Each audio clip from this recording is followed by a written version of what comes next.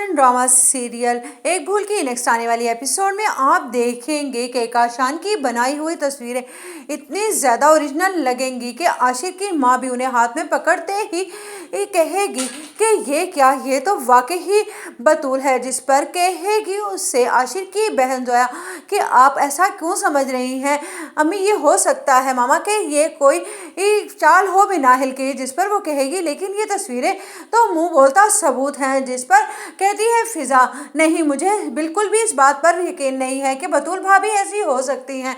जहाँ तक मुझे याद पड़ता है कि काशान और मिनाहिल भाभी का राब्ता और उन दोनों का आपस में एक दूसरे के खिलाफ अब प्लान करना, कुछ भी मुझे लगता है ये सब उन लोगों की साजिश है। आप जानती नहीं है कि कितनी बड़ी रकम निकलवाई है मिनाहिल भाभी ने। आखिरकार उस रकम का क्या किया? मुझे तो लगता है कि वो रकम काशान को दी है उन्होंने इस गलत काम के लिए। जिस पर आशिर की माँ वाकई ही इस बात पर एग्री करने के लिए तैयार हो जाती है, लेकिन जब उसे पता चलता है कि बतूल उल्टा, तो वो कहती है कि बतूल मैं तुम्हारे मुंह से सुनना चाहती हूँ इन तस्वीरों के बारे में। जिस पर वो कहेगी कि आंटी आप मुझसे जैसी मर्जी कसम ले लीजिए और साहिल से भी पूछ लीजिए, हम दोनों का कोई ऐसा राब्ता नहीं था।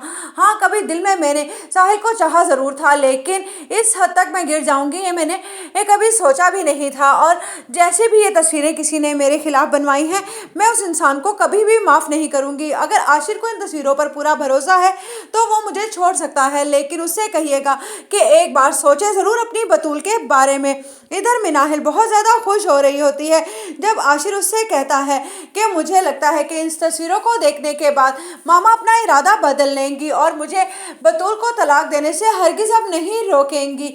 उधर आप देखेंगे कि काशान जाकर हादिया से कहता है, मुबारक हो तुम्हें, तुम्हारी बहन के हाथ में बहुत जल्द तलाकनामा आने वाला है। जिस पर काशान की माँ कहती है कि अल्लाह से क्यों नहीं डरते हो, मैं ये बात